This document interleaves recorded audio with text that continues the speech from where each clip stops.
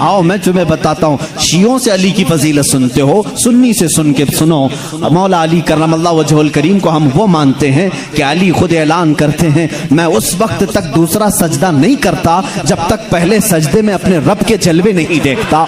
हम उस अली को तस्लीम करते हैं जो कहता है कि कुरान की पूरी तफसीर तो दूर की बात है, सूरह फातिहा की अगर मैं तफसीर लिखने बैठ जाऊं तो 70 ऊंटों को बोझल करना पड़ जाएगा। हम उस हैदर कर्रार को तस्लीम करते हैं जो जिब्राइल अमीन आकर उनके बारगाह में सवाल करते हैं, ए अली तुम कहते हो हर चीज का जवाब देते हो, हर चीज तुम्हें मालूम है, बताओ इस वक्त जिब्राइल कहाँ है? कौन पूछ रहा है? जिब्राइल पूछ रहे हैं। मौला अली ऊपर देखते हैं, दाएं बाएं नीचे देखा और मुस्कुरा कर कहा, मैंने देख लिया सब जगह जिब्राइल कहीं नहीं दिखते, और अगर वो कहीं नहीं है तो शायद सवाल करने वाला ही जिब्राइल है। मौला अली करमल्लाहु वजहुल करीम वो सहाबी हैं जिन्होंने जिब्राइल को अपने मजमे में पहचाना। हम सुन्नी इन बातों को तस्लीम करते हैं। और मेरे आका सल्लल्लाहु अलैहि वसल्लम ने बरमला ये ऐलान फरमाया था, मन कुन्तु मौला हो फहादा अलीयुन मौला, मैं जिसका आका हूँ अली उसका आका है। हमने जब नबी को कह दिया सबसे औला व आला हमारा नबी, जहां हम अपने नबी को आका समझते हैं, मेरे नबी के फरमान के मुताबिक मौला को भी, हम अली को भी अपना आका समझते हैं।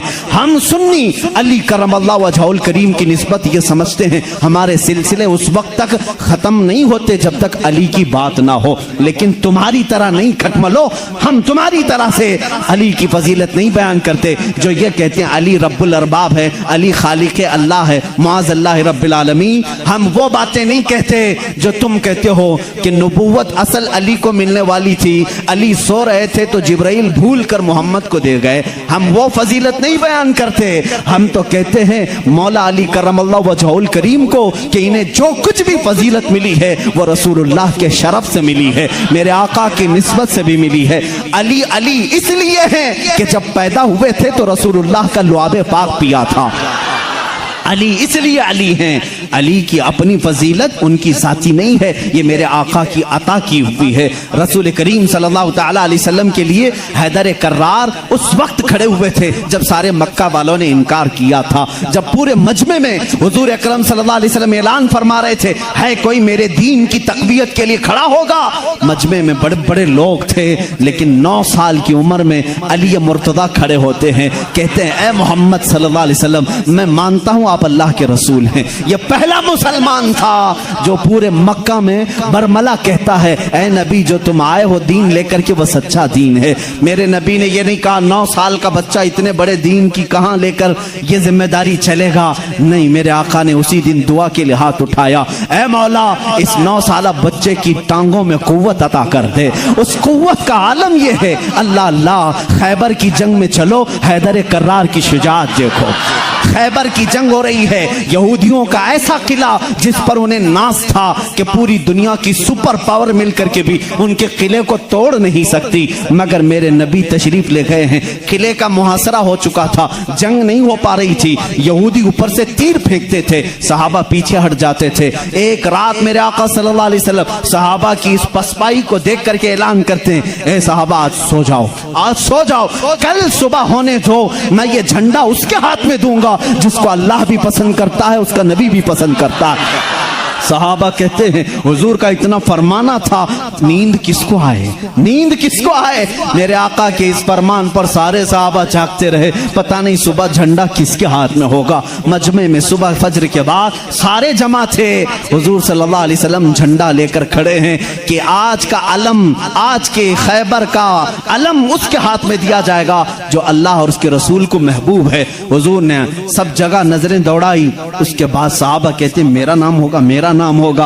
अचानक मेरे आका की जुबान से निकला, अली इब्ने अबी तालिब कहाँ है? उस वक्त वह मजमे में भी नहीं थे, मजमे में भी नहीं थे। कहा या रसूल अल्लाह सल्लल्लाहु अलैहि वसल्लम, कल रात बीमार हो गए, बुखार आया है, आंखें लाल हो गई हैं, आशूबे चश्म, आंखें बहने की बीमारी आती है, आशूबे चश्म आ गया है, आंखें लाल हो गई हैं, आंखें बहुत ज्यादा दुख रही हैं, इसलिए सोए हैं। कहा जाओ उठा लाओ। जाओ उठा लाओ। उठ कर के आए, उसी हालत में आए, बुखार ज़्यादा बदन है, आंखें तप रही हैं और आंखों से पानी रवा है। मेरे आका सल्लल्लाहु अलैहि वसल्लम ने वो अलम हैदर कर्रार के हाथ में दिया, कहा अली जाओ, आज की फतह अल्लाह ने तुम्हारे नाम लिखी है। किसी सहाबी ने ये नहीं कहा इतनी बड़ी जंग का अलम बीमार के हाथ में दिया, आशूब चश्म के हाथ में दिया, नहीं, सहाबा का ये यकीन था जिसके हाथ में मेरे आका परचम पकड़ा है पूरी दुनिया उलट पलट हो जाएगी, फतह उसके कदमों में ही होगी। देखा भी सहाबा ने हजरत अली करमल्लाहु वजहुल करीम उस दिन बीमार थे। अल्लाह अल्लाह, बीमार का हाल जब ये है तो फिर सेहत का हाल क्या होगा। हैदर कर्रार ललकारते हुए खैबर के यहूदियों को पुकार रहे हैं, आ जाओ, जिसकी माँ ने जन्म दिया है वो मेरे सामने आए। उस वक्त एक मरहब नामी बड़ा यहूदी था जिसको नाज था कि वो 1000 से अकेला लड़ सकता है, अकेला लड़ सकता है। वो गरजते हुए आया, है कोई आज मुसलमानों में जो मेरे मुकाबले में आए। हज़रत अली करमल्लाहु वजहुल करीम ने एक ही जवाब दिया, पूरा शेर मुझे याद नहीं, कहा अनल्लज़ी सम्मा का हैदरा, ए आदमी तू मेरे सामने आया है, आजा, मेरी माँ ने मेरा नाम हैदर रखा है। हैदर किसे कहते हैं तफसील में जाऊंगा, अरबी की खुसूसियत पर बड़ी लंबी बहस हो जाएगी। अरबी में सिर्फ शेर के लिए 1000 लफ्ज आते हैं। शेर के लिए असद भी कहते हैं, गजनफर भी कहते हैं। शेर को जो है जैसे इंग्लिश में लायन है, टाइगर है, थोड़ी थोड़ी सी तकसीम के बाद अरबी में शेर को असद भी कहते हैं, गजनफर भी कहते हैं, अब्बास भी कहते हैं, हैदर भी कहते हैं, कई नाम आते हैं।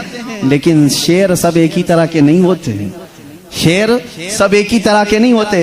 हैदर उस शेर को कहते हैं जो बार बार पलट करके हमला करता, कभी हार नहीं मानता, पछाड़ता हुआ। हैदर कर्रार अली करमल्लाहु वजहुल करीम उस मरहब के पास आए और इस जंग का पासा उसी वक्त पलटा। थोड़ी ही देर के बाद वो गुर्राते हुए जैसी आया, आपने अपनी तलवार से उसके सर पर मारा, जिसकी वजह से उसका सर 2 टुकड़े होकर जमीन पर आया। मरहब, वो यहूदियों का रईस सरदार चंद सानेहात में, चंद लम्हात में जमीन पर आया। उस वक्त पूरे मुसलमानों ने नारे तकबीर बुलंद की थी। सबसे पहला जो कत्ल बदर में भी हुआ था वो हैदर कर्रार ने ही फरमाया था।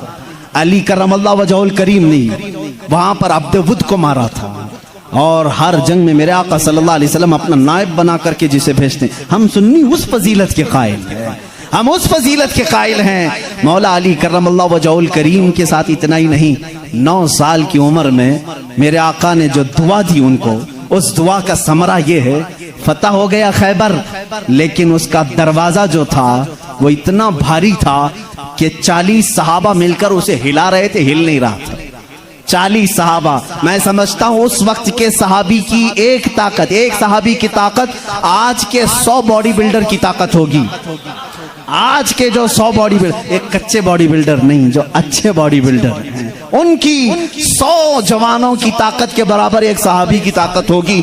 उस जमाने के 40 सहाबा खैबर के फाटक को हिला रहे थे, नहीं हिल रहा था। सबों ने फिर यही कहा, अली को बुलाओ, अली को बुलाओ। साहबा ने हजरत अली को बुलाया, बुखार ज़दा है, आशूब चश्म है, मरहब को अभी मार करके आया है। साहबा ने कहा फाटक हिलता नहीं। हजरत अली करमल्लाहु वजहुल करीम एक हाथ में अलम पकड़े हुए थे, एक हाथ में परचम है, दूसरे हाथ से आपने उस फाटक को, उस दरवाजे को धक्का दिया। साहबा कहते हैं हमने देखा गैबी ताकत पता नहीं अली के अंदर कहां से आई थी, वो एक हाथ से हिला और तकरीबन 40 गज दूर जाकर के गिरा। वो हैदर कर्रार की ताकत है।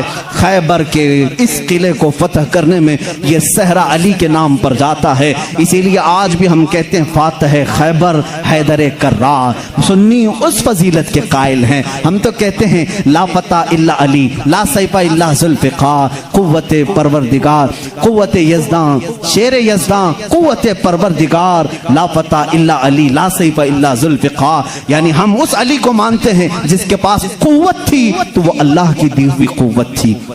अगर नौजवान का जिक्र आए कभी तो हम जवान किसको कहते हैं, सिर्फ उछल कूद करने वाले को नहीं, हकीकत में अरबी में जवान कहते हैं अली जैसा हो।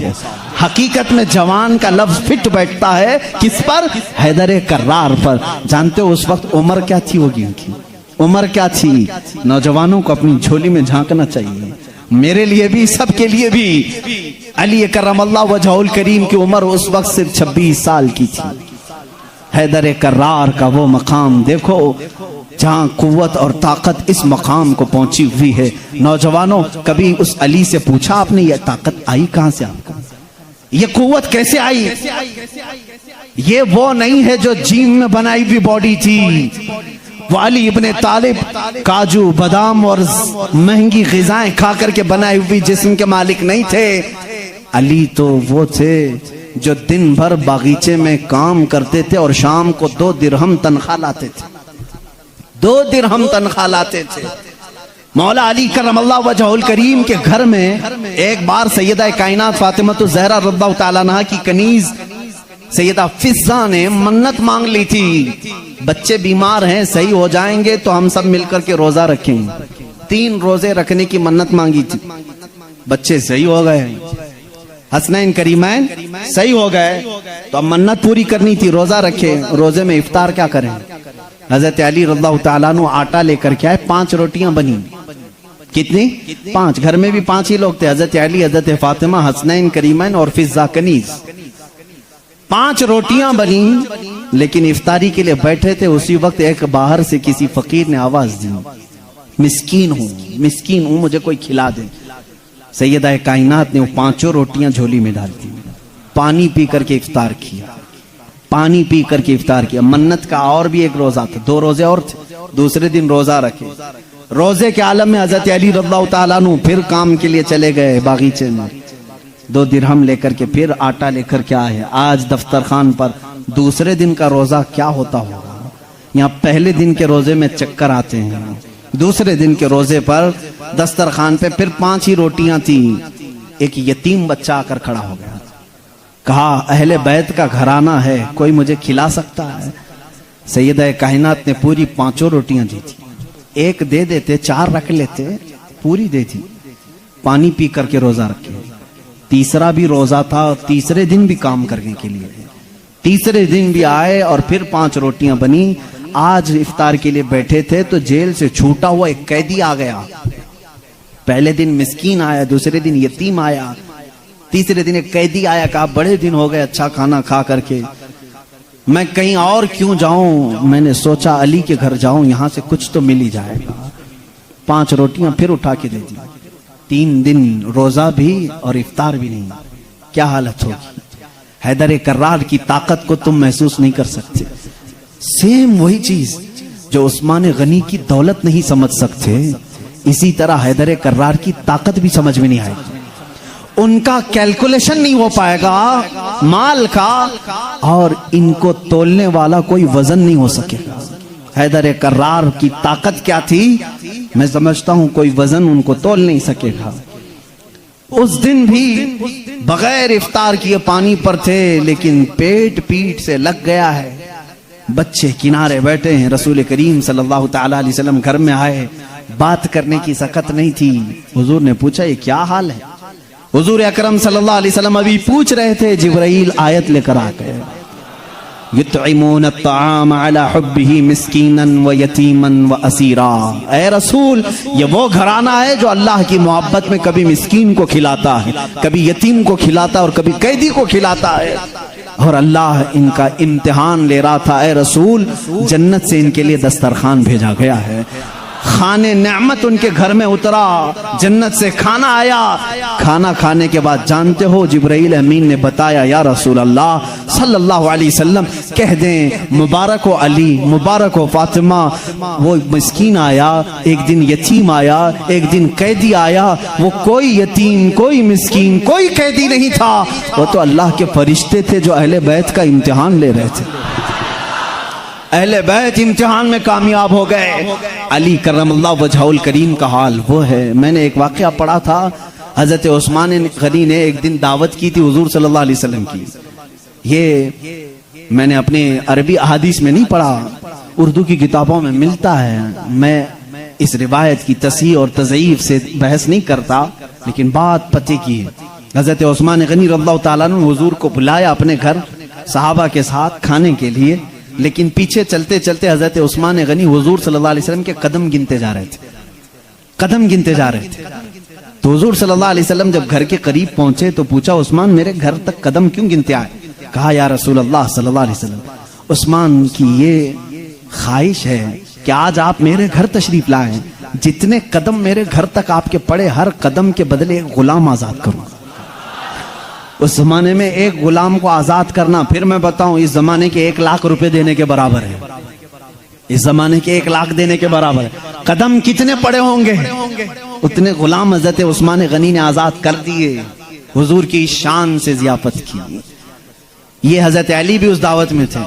گھر آئے تو آپ غمگین تھے.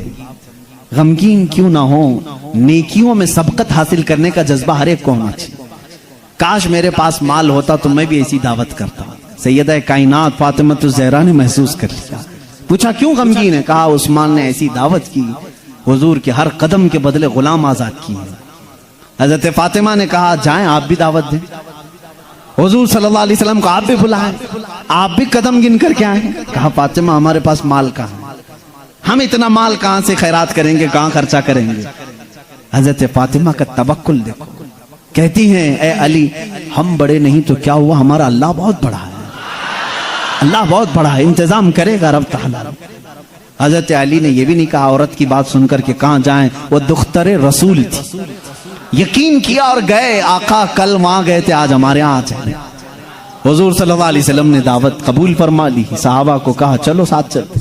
حضرت علی گنتے گئے قدم. فاطمہ نے کہا ہے گنتے ہوئے گھر تک آئے.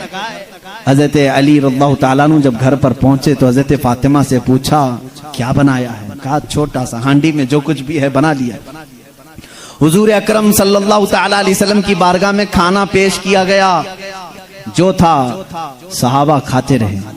اس دسترخوان پر جتنے صحابہ آئے سب کھائے، اس ہانڈی کا کھانا ختم ہی نہیں ہوتا. میرے آقا صلی اللہ تعالیٰ علیہ وسلم مسکرانے لگے. اے صحابہ جانتے ہو اس ہنڈیا میں جو آج تم نے کھایا ہے یہ جنت کا خوان ہے. فاطمہ کی خواہش پر رب ذوالجلال نے نعمت جنت اتاری ہے. بات اتنی سنی حضرت علی کرم اللہ وجہ الکریم خوش ہو گئے. فاطمہ تیری بات پر اللہ نے ہماری لاج رکھ لی. دعوت شاندار ہوئی لیکن قدم میں نے گنے اتنے اتنے ہو گئے ہیں، غلام کہاں آزاد کریں. حضرت فاطمہ نے مصلی بچھایا اور سجدے میں چلی گئی. اے مولا تو نے میری لاج رکھ لی، میں نے تیرے رسول کی ضیافت کی. میرے شوہر نامدار علی کا دل رکھ لے. ان کی خواہش تھی کہ ہر قدم رسول پر ایک غلام آزاد کریں. حیثیت نہیں ہے میرے مولا. وہ دعا کرتی رہی. تھوڑی دیر کے بعد حضور صلی اللہ علیہ وسلم نے باہر سے طلب کیا علی کہاں ہیں، فاطمہ کہاں ہیں؟ اندر سے آئے صحابہ تھے. حضور صلی اللہ علیہ وسلم مسکرانے لگے. کہا جبرائیل آئے تھے ابھی مجھے یہ سلام سنا کر کے کہا ہے رب تعالیٰ فرماتا ہے بشارت دے دو جا کر رسول کو. فاطمہ نے دعا کیا، علی نے رسول کے قدم گنے. اللہ نے حضور کے ہر قدم کے بدلے ایک ایک جہنمی کو آزاد کر دیا ہے. عثمان غنی نے دنیا کے غلام آزاد کیے تھے، مولا نے علی کا دل رکھنے کے لیے جہنمیوں کو آزاد کیا ہے. ہم اس علی کی فضیلت کو مانتے ہیں جس کا دل رکھنے کے لیے مولا جہنم سے غلاموں کو آزاد کر دے. حیدر کرار کا گھر معمولی گھر نہیں ہے. جس گھر میں حضرت علی رہتے تھے جانتے ہیں حضور صلی اللہ علیہ وسلم پر وہی کہاں کہاں اترتی تھی. جنگ میں ہیں جبرائیل آ جاتے تھے، پہاڑ پر ہیں جبرائیل آ جاتے تھے، مسجد نبوی میں ہیں جبرائیل آ جاتے تھے، وہی لے کر آتے تھے، آیتیں لے کر کے آتے تھے. ان کے لیے وقت کبھی رات میں آئے بستر عائشہ پر ہیں، آ گئے جبرائیل امین آیتیں لے کر کے. حضور مسجد نبوی پہ مصلی پہ ہیں، آیتیں آ گئی. نماز کی حالت میں ہیں، آیتیں آ گئی. جبرائیل امین کا کام ہی تھا آیتیں لے کر کے آنا. جبرائیل امین کا کام ہی تھا آیتیں لے کر کے آنا. 23 سال تک پتہ نہیں کتنی مرتبہ جبرائیل آئے.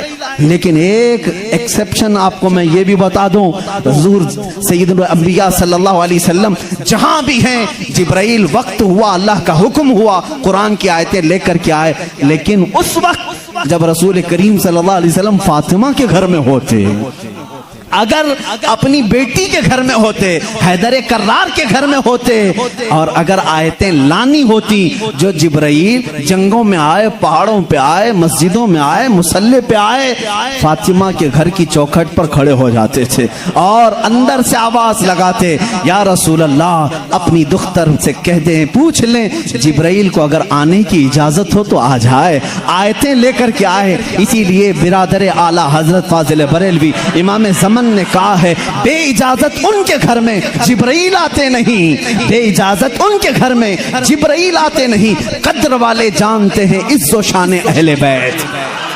ہم تو جانتے ہیں اہل بیت کسے کہتے ہیں، ہم تو دامان اہل بیت کے لیے تو دعا کرتے ہیں۔ شیخ سعدی نے ہمیں یہ دعا سکھائی ہے، خدایا بحق بنی فاطمہ کہ برقول ایمان کنم خاتمہ، اگر دعوتم رد کنی ور قبول، منو دست دامان آل رسول۔ آج بھی معلوم ہے آپ کو ایک دعا حضور تاج الشریعہ رحمت اللہ تعالی علیہ اپنے شہزادے کو لکھوا کر کے گئے، اور وہ دعا آج سب کو دی بھی گئی ہے، نہیں دی گئی ہے تو جماعت رضا مصطفیٰ کے جو متحرک اراکین دھارواڑ میں بھی تھے، انہوں نے پمفلٹ بانٹ کر کے سب کو شائع کیا۔ سنی کون ہوتے ہیں وہ سنو پہلے، ہمیں تم تانا دیتے ہو کہ اہل بیت سے محبت نہیں کرتے، آؤ ہمارے گھر کی چوکھٹ پر آج بھی لکھا ہوا ہے، لی خمسۃ اطفی بہا حر الوباء الحاتمہ، لی خمسۃ اطفی بہا حر الوباء الحاتمہ، المصطفیٰ والمرتضی وابناہما والفاطمہ۔ یہ عربی کا شعر ہے جس کا ترجمہ میں بتاتا ہوں۔ کرونا وائرس پھیلا ہے، کرونا وائرس پھیلا ہے، لوگ پریشان ہیں، لیکن بریلی کی سرزمین سے جو وظیفہ دیا جا رہا ہے، یہ وظیفہ کہ چوکھٹوں پر لگا لو اے سنی مسلمانوں، لی خمسۃ اطفی بہا حر الوباء الحاتمہ، میرے پاس 5 طاقتیں ہیں۔ اس شعر کا مطلب کیا ہے؟ میرے پاس 5 طاقتیں ہیں جن طاقتوں سے میں ہر دنیا کی بری گرمی اور وبا کو دور کروں گا، ہر برائی کو میں دور کروں گا۔ وہ 5 طاقتیں کیا ہیں؟ المصطفیٰ والمرتضی وابناہما والفاطمہ، ایک نبی کریم کی ذات ہے، دوسرے حیدر کرار کی ذات ہے، تیسرے اور چوتھے ان کے شہزادوں کی ذات ہے، اور 5ویں نمبر پر فاطمہ کی ذات ہے۔ ہم ہیں جو پنجتین پاک کو مانتے بھی ہیں، ہاں یہ جو چاہتے ہیں ویسی محبت ہم نہیں کر پائیں گے۔ تم اگر کہو گے کالی پٹیاں باندھنا پڑے گا، کالے کپڑے پہننا پڑے گا، زنجیر مارنا پڑے گا، تلوار سے کوٹنا پڑے گا، ماتھا پیٹنا پڑے گا، ہم ایسی محبت نہیں۔ ہم سر عام غم حسین کا نیلام نہیں کرتے، ہم زندہ جاوید کا ماتم نہیں کرتے۔ ارے ماتم وہ کرے جو حسین کو مردہ سمجھے، ہم تو قرآن کی آیتوں سے حسین کو اپنے مجمع میں زندہ سمجھتے ہیں، ہم زندہ سمجھتے ہیں۔ ہم علی کے گھرانے سے جو محبت کرتے ہیں اس پر ذرا برابر بھی کوئی تانا نہ مارے۔ اور ایک بات یاد رکھیں اے سنیو، کبھی کوئی تمہیں تانا مارے تو سرٹیفکیٹ دینے والا یہ ہوتا کون ہے؟ ہمیں اہل بیت کی محبت کی سرٹیفکیٹ ان سے کیا چاہیے جن کے خد و خال صحیح نہیں، جن کے اعمال صحیح نہیں۔ ارے یہ وہ لوگ آج ہم سے پوچھ رہے ہیں حسین کی محبت میں تم جلوس کیوں نہیں نکالتے، محرم کے پنجے کیوں نہیں اٹھاتے؟ تم ہم سے محبت پوچھو گے، تم اپنی آخرت کی فکر کرو، تمہیں پیشاب کرنے کا سلیقہ نہیں معلوم، تم اہل بیت کی محبت کی سند ہم سے پوچھ رہے ہو۔ ہم اہل بیت کی محبت کرتے ہیں لیکن تماشا نہیں کرتے، ہم صرف محبت اس لیے کرتے ہیں کہ قیامت کے دن ہم کو سرٹیفکیٹ تم سے نہیں شہید کربلا سے چاہیے، حسین سے چاہیے، علی کے گھرانے سے چاہیے۔ چلو دیکھیں گے قیامت کے دن حسین اعظم کے ساتھ وہ کھڑے ہوں گے کہ ہم کھڑے ہوں گے۔ ہمارا یقین ہے ہم نے مشن حسین کو ختم نہیں کیا ہے، حیدر کرار کی زندگی کو ختم نہیں کیا ہے، اس نسبت کو لے کر کے آج تک چل رہے ہیں۔ قادری سلسلے میں بیعت ہونے والے جاؤ اپنا شجرہ پڑھ کر کے دیکھ لو، رسول تک اسی وقت پہنچتے ہو جب حیدر کرار کا نام لیتے ہو۔ سہروردی سلسلے میں بیعت ہونے والوں جاؤ اتنا شجرہ پڑھ کر کے دیکھو، تمہارا سلسلہ حیدر کرار سے ہو کر کے ہی حضور تک پہنچتا ہے۔ اور جتنے سلاسل ہیں، سلسلہ اشرفیہ میں بیعت ہونے والوں، سلسلہ برکاتیہ میں بیعت ہونے والوں، سلسلہ نظامیہ میں بیعت ہونے والوں، ہم سنیوں کا کوئی سلسلہ مدینے تک اس وقت نہیں پہنچتا جب تک باب العلم علی سے ہو کر نہیں پہنچتا۔ اس لیے کہ میرے آقا نے فرمایا بھی ہے انا مدینۃ العلم وعلی بابھا، میں علم کا شہر ہوں اور علی اس کا، سب سنیوں کو معلوم ہے، بتانے کی ضرورت بھی نہیں، علی اس کا، بھلا دروازہ چھوڑ کر کوئی رسول کے شہر میں داخل کیسے ہوگا؟ داخل کیسے ہوگا؟ دروازہ چھوڑ کے کہاں سے آئے گا؟ اوپر سے آئے گا، نیچے سے آئے گا، دروازے سے جائے گا۔ ہم علی کو دروازہ شہر رسول کہتے ہیں۔ اے لوگو تم تانا کیا دو گے ہم کو؟ علی کرم اللہ وجہ الکریم کی ہم اس فضیلت کے قائل ہیں جس میں آپ کہتے ہیں کہ جو بھی حضور کے پاس آئے گا اسے 2 بار میرے پاس آنا پڑے گا۔ حضرت علی نے دعویٰ کیا تھا نبی کی زندگی میں ہی، جو نبی کے پاس 1 بار آئے وہ میرے پاس 2 بار آئے گا۔ نبی کے پاس 1 بار آئے، میرے پاس 2 بار آئے۔ کچھ لوگ جا کر شکایت کیے، علی تو ایسا کہہ رہے، اس سے لگ رہا ہے نبی سے بڑھ کر کی فضیلت ہو گئی۔ حضور نے بلایا، علی تم نے ایسا کہا؟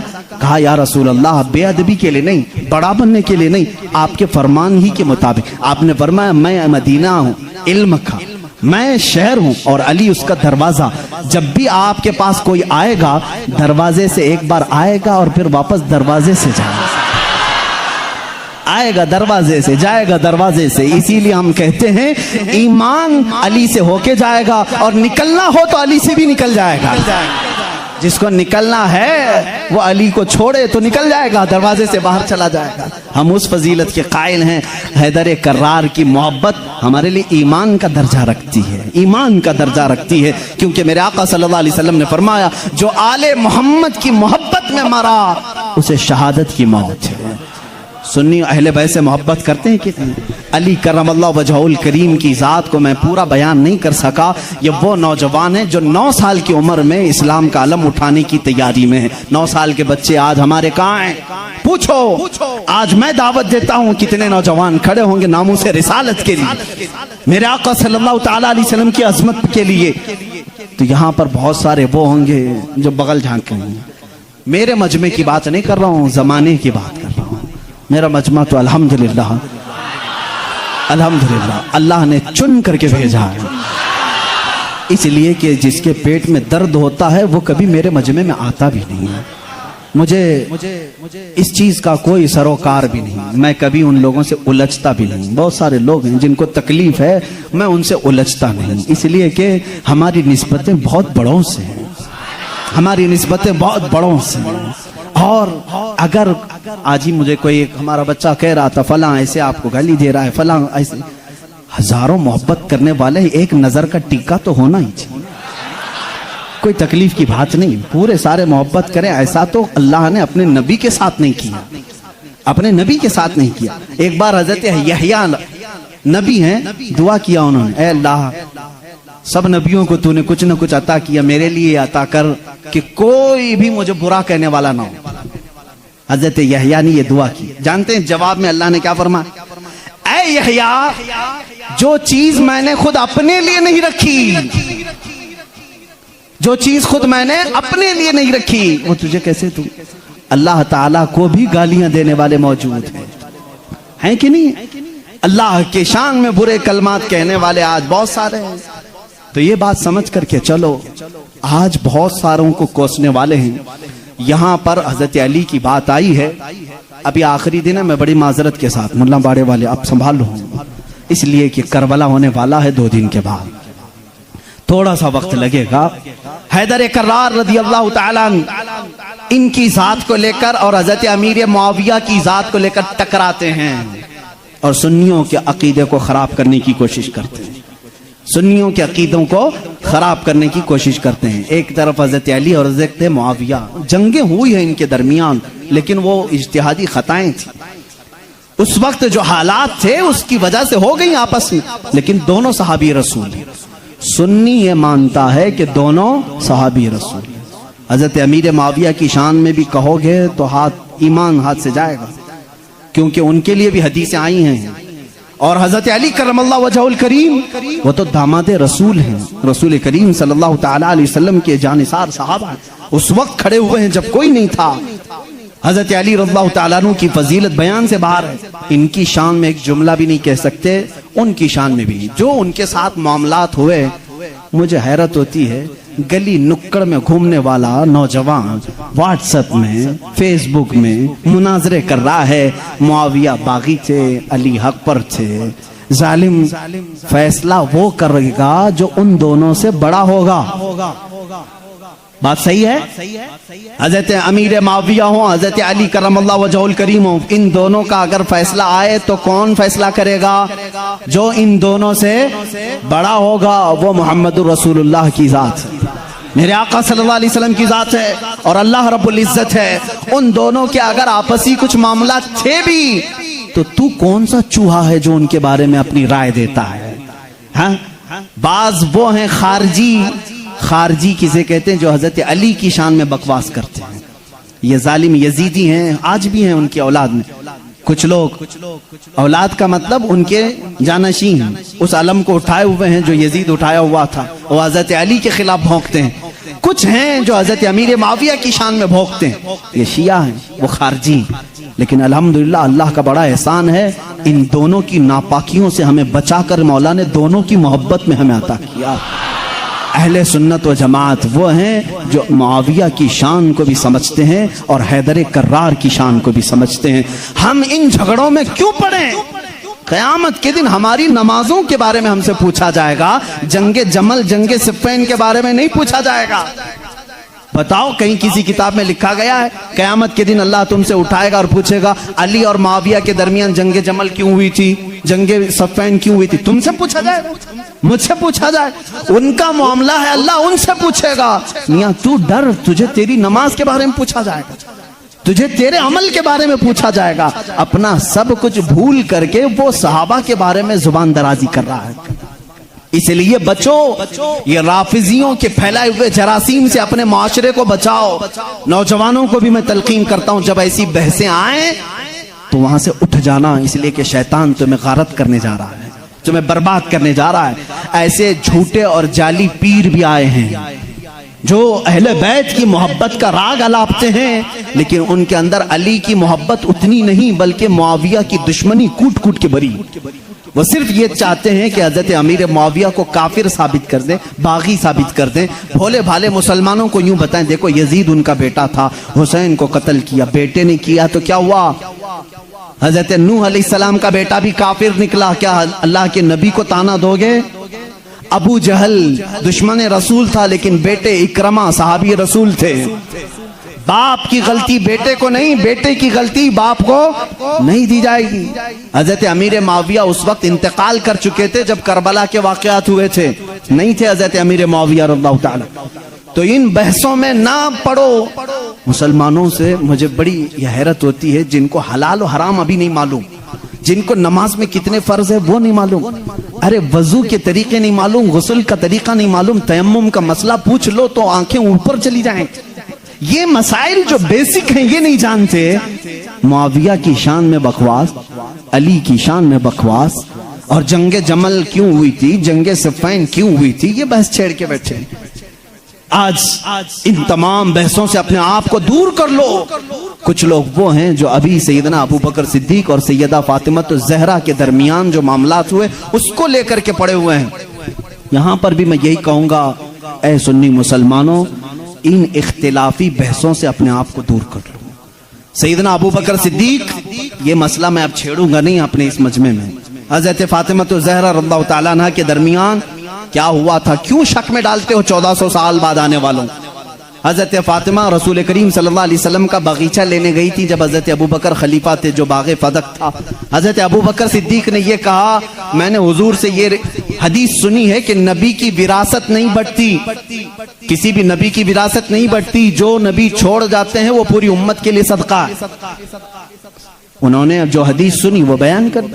حضرت فاطمہ رضی اللہ تعالیٰ عنہ واپس آ گئی، ایک باغیچے کو لے کر کے دونوں کے درمیان بات.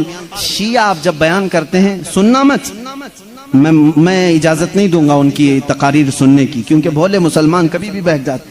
لیکن جو میں سنا ہوں رو رو کر کے بیان کرتے ہیں لوگوں کے درمیان. فاطمہ زہرا صدیق اکبر کے پاس گئی، ان کے چہرے پر تماچے مارے، ان کی چادر کھینچ لی، سارے قریش کی عورتوں نے انہیں پتھر مارے. وہ روتی ہوئی گھر میں آئی اور اسی غم میں انتقال کر گئی.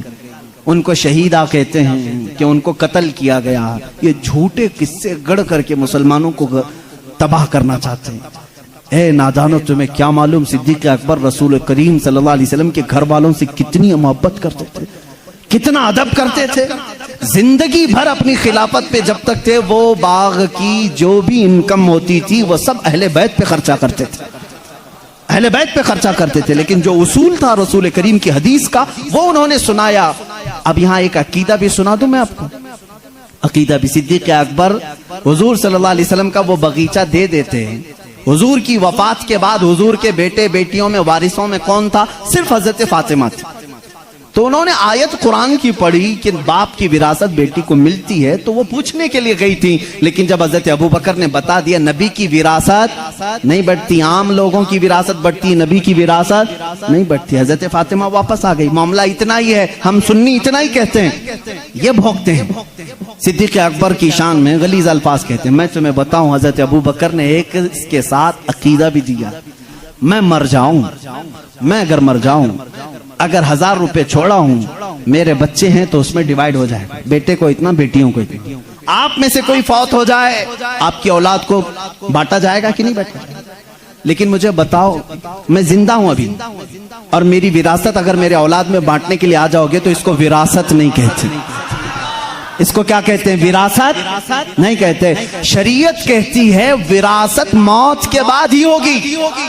شریعت کیا کہتی ہے؟ وراثت وفات کے بعد ہی ہوگی. صدیق اکبر نے یہ ہمیں عقیدہ دیا ہے, وراثت اس کی بٹے جو فوت ہو چکا. ہم تو رسول اللہ کو قبر میں زندہ تسلیم کرتے ہیں, وہ باحیات ہیں, اپنی برزخی زندگی میں ان کی وراثت نہیں بانٹی جائے گی. اور یہی سے شریعت ہمیں یہ بھی عقیدہ دیتی ہے, ہم کوئی بھی ہو, ہمارے انتقال کے بعد ہماری بیویوں کو اختیار ہے عدت گزارنے کے بعد دوسرے سے نکاح کر سکتی ہیں. وہ بیوہ کو اجازت ہے, میں مر جاؤں, آپ میں سے کوئی فوت ہو جائے, بیویوں کو اختیار ہے عدت گزارنے کے بعد دوسرے سے نکاح کر سکتی ہیں. لیکن شریعت کا قانون ہے رسول اللہ کی جتنی بیویاں ہیں پوری عمر بھر کبھی کوئی دوسرا ان سے نکاح نہیں کر سکتا, اس لیے کہ اصول ہے زندہ شوہر کی موجودگی میں کوئی دوسرا نکاح نہیں کر سکتا. رسول پاک اپنی قبر میں زندہ ہیں. ان ازواج مطہرات کے نکاح کا تعلق قبر اطہر میں بھی باقی ہے. اسی لیے تو حضرت صدیقہ عائشہ فرماتی ہیں جب رسول کریم صلی اللہ علیہ وسلم دفن ہوئے حجرے میں, وہ جاتی تھی حجرے کی صفائی کرتی تھی. حضرت ابوبکر کا انتقال ہوا, اسی حجرے میں دفن ہوئے, وہ جاتی تھی حجرے کی صفائی کرتی تھی. کون؟ حضرت عائشہ. اور ایک عقیدہ میں دیتا ہوں, حضرت عائشہ کا حجرہ تھا, کمرے کی چابی ان کے پاس تھی. حضور ان کے کیا تھے؟ سب کو معلوم ہے نا, حضرت عائشہ کے کیا تھے؟ شوہر تھے. اور حضرت ابوبکر حضرت عائشہ کے کیا تھے؟ باپ تھے. اب تیسرے نمبر پر حضرت عمر آئے, قبر میں دفن کیے. اس کے بعد حضرت عائشہ نے وہ چابی دوسروں کے حوالے کر دی. پھر اندر حجرے میں نہیں جاتی تھی, خود نہیں جاتی تھی کچرا جھاڑنا صفائی کرنے کے لیے. پوچھا گیا کیوں نہیں جاتی آپ؟ اتنے سالوں تک جاتی تھی. کہتی ہیں میرے شوہر رسول کریم صلی اللہ علیہ وسلم تھے, میرے باپ ابوبکر صدیق تھے, دونوں میرے لیے محرم تھے, میں ان کے سامنے جا سکتی تھی. جب سے حضرت عمر دفن ہیں, ایک غیر محرم کے سامنے جانا ہمارے لیے اجازت نہیں. کوئی ان سے پوچھے عمر تو قبر میں ہے, عائشہ جواب دیں گی قبر میں ہوا تو کیا ہوا, ان کی زندگی بھی زندوں کی طرح ہے. انہوں نے یہ عقیدہ دیا ہے. عائشہ صدیقہ عمر کو جب زندہ سمجھ کر کے حجرے میں نہیں جاتی ہے تو رسول اللہ کی زندگی کا حال کیا ہوگا. تو زندہ ہے واللہ, تو زندہ ہے واللہ, میری چشم عالم سے چھپ جانے والے. حضرت عثمان اور حضرت علی کی بات آج تھی, میں کمپلیٹ کر دوں. مولا عثمان, مولا حیدر کرار کی دونوں کی شہادت ہوئی ہے. حضرت عثمان غنی کی شہادت قرآن کی تلاوت کے وقت ہوئی, اور حیدر کرار کی شہادت رمضان کے مہینے میں فجر کی نماز کو چاہتے ہوئے مسجد میں شہادت ہوئی. ایک کا محراب ہے, دوسرے کا قرآن ہے. کل قیامت کے دن دونوں شہیدوں کے لیے کون کون کھڑے ہوں گے؟ ایک کے لیے قرآن گواہی دے گا, دوسرے کے لیے محراب مسجد کھڑی ہوگی. اللہ اللہ, ان کی یہ شان ہے. حیدر کرار کی زندگی کہاں سے شروع ہوئی کہاں ختم ہوئی دیکھا آپ نے؟ روایات یہ بتاتی ہیں حضرت علی کی ولادت خانہ کعبہ کے اندر ہوئی. ان روایات میں اگرچہ اختلاف ہے, لیکن حضرت علی کرم اللہ وجہہ الکریم کی ولادت اللہ کے گھر میں ہوئی. اور آپ جب پیدا ہوئے, ان کی ماں فاطمہ بنت اسد کہتی ہیں حضرت علی دودھ نہیں پی رہے تھے. پیدا ہونے کے بعد دودھ نہیں پی رہے تھے, آنکھ بھی نہیں کھول رہے تھے. لوگوں کو ایسا لگا معذور بچہ تو نہیں آ گیا, بیمار بچہ تو نہیں آیا. پیتا بھی نہیں، آنکھ بھی نہیں کھولتا۔ یہ بات حضور صلی اللہ علیہ وسلم کو پہنچائی گئی۔ ابھی اعلان نبوت نہیں فرمایا تھا میرے آقا نے۔ حضور اکرم صلی اللہ علیہ وسلم آئے، ان کی ماں کی گود سے خود لے لیا۔ حضور صلی اللہ علیہ وسلم نے اپنے گود میں لیا۔ اللہ کے نبی صلی اللہ علیہ وسلم نے اپنا منہ سے دہن مبارک سے لعاب نکال کر حضرت علی کے منہ میں رکھا۔ انگلی کو انہوں نے چوسنا شروع کر دی۔ جو ماں کے سینے سے دودھ نہیں پی رہے تھے وہ انگشت رسول پینے لگ گئے۔ اس دن حضور نے کیا پلایا ہوگا وہ تو حیدر کرار ہی جانا۔ اسی لیے تو باب العلم کہا گیا ہے، اسی لیے تو علی کہتے ہیں میں سورہ فاتحہ کی تفسیر لکھوں تو 70 اونٹ بوجھل ہوں گے۔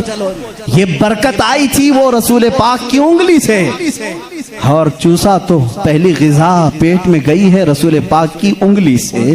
اور اسی وقت تھوڑی ہی دیر کے بعد آپ نے آنکھیں کھولی۔ سب سے پہلی زندگی میں اگر کسی کو آپ نے دیکھا تو چہرے رسول کا، چہرے رسول۔ اس کی فضیلت ہم کیا بیان کریں، جو کعبے میں پیدا ہوا، پہلی غذا حضور کی انگشت مبارک چوسا، اور اس کے بعد دیکھا بھی زندگی میں تو پہلے چہرے رسول دیکھا۔ ابتدا جس نے زندگی کی یہاں سے کی ہے اس کے مقام کو کون پہچان سکتا ہے، کون جان سکتا ہے۔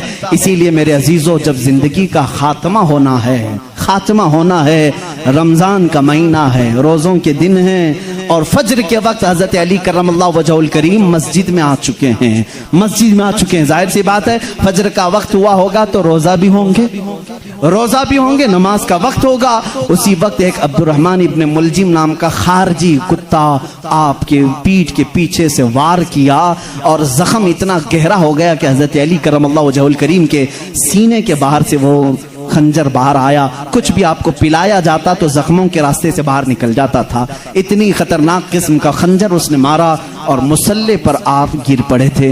حضرت علی کرم اللہ وجہہ الکریم کی زندگی یہاں سے شروع ہوئی۔ اے مسلمانوں سوچو، جس کی ابتدا خانہ کعبہ سے ہوئی اور اختتام محراب مسجد میں ہوئی، اس علی کی نمازوں کا حال کیا ہوگا۔ اسی لیے تو یہ بات آئی کہ جس کی زندگی کعبے سے شروع ہوئی اور محراب مسجد میں ختم ہوئی، توجہ چاہتا ہوں، جس کی زندگی کعبے سے شروع ہوئی محراب مسجد میں ختم ہوئی، اسی لیے مولا بھی یہ نہیں چاہتا تھا کہ اس حیدر کرار کی کبھی نماز قضا ہو۔ ایک بار رسول پاک صلی اللہ علیہ وسلم ان کے زانوں پر سر رکھ کر سو رہے تھے، عصر کی نماز آپ نے نہیں پڑھی تھی، سورج ڈوب گیا تھا۔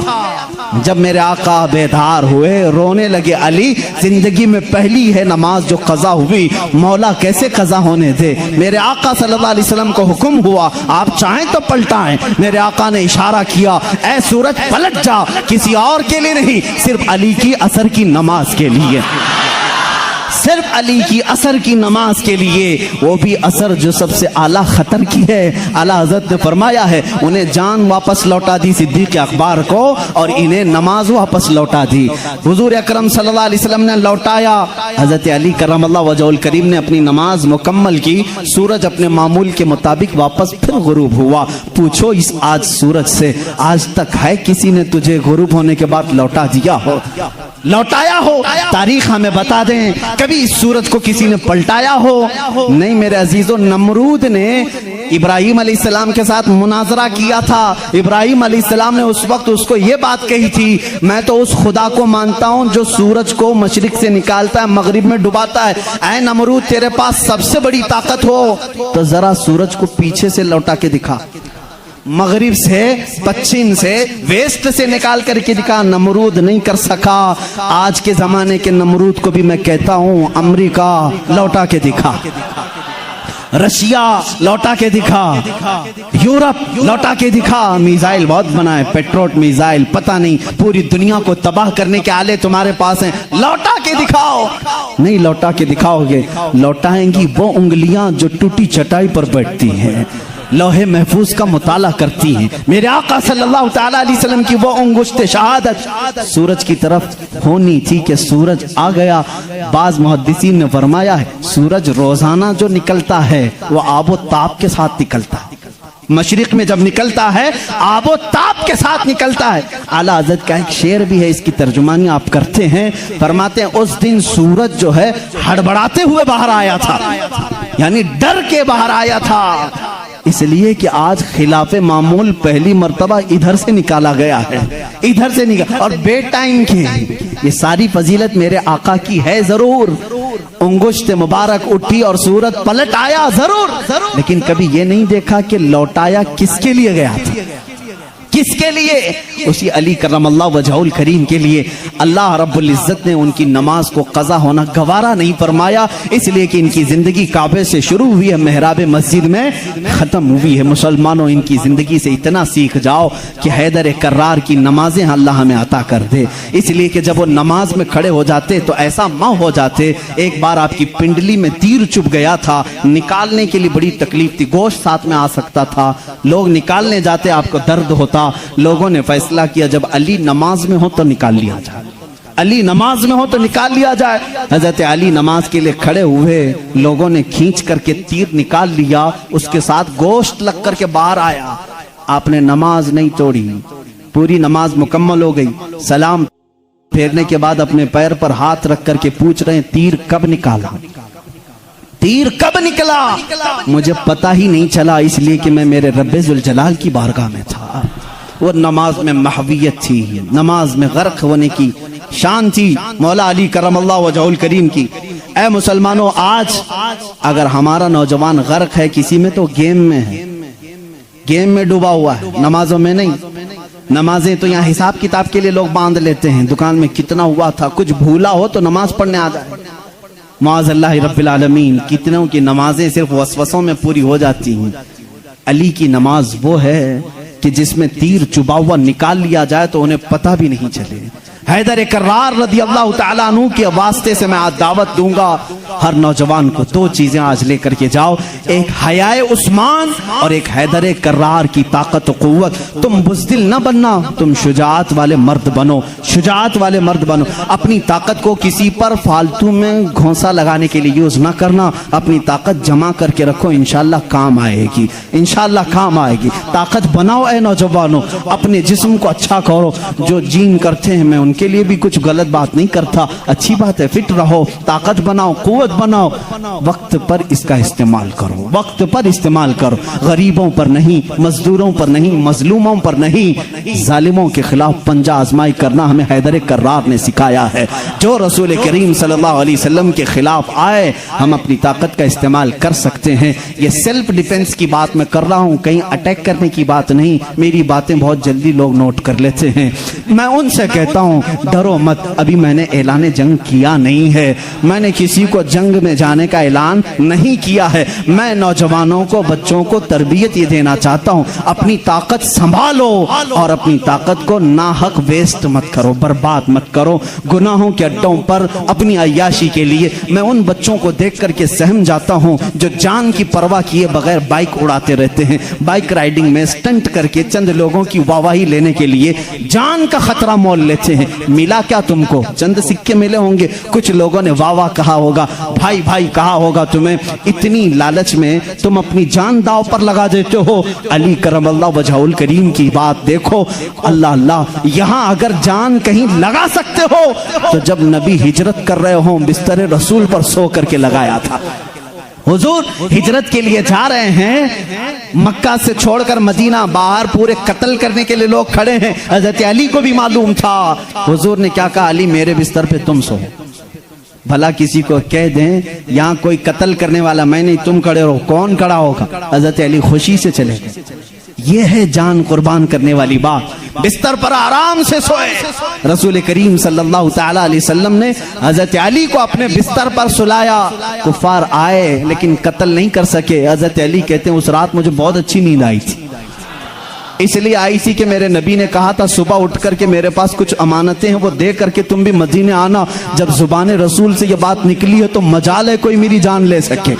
یہ علی کا توکل تھا، یقین تھا، وہ بستر پر سوئے۔ میں ایک شیعہ کی یہ بات سن رہا تھا، وہ ظالم اس بات کو دلیل بنا کر کے کہہ رہا ہے رسول کے بعد اگر کوئی خلیفہ بن سکتا تھا تو صرف علی ہیں، باقی کوئی کسی کا حق نہیں تھا۔ وہ دلیل میں کیا کہہ رہا ہے؟ جب نبی ہجرت کے لیے جا رہے تھے توجہ، سب کو واہ واہ واہ واہ واہ واہ کرنے کی عادت رہتی ہے ان شیعوں کو. اتنی بات اس نے دکھایا کہ جب جا رہے تھے اپنے بستر پر کس کو سلایا؟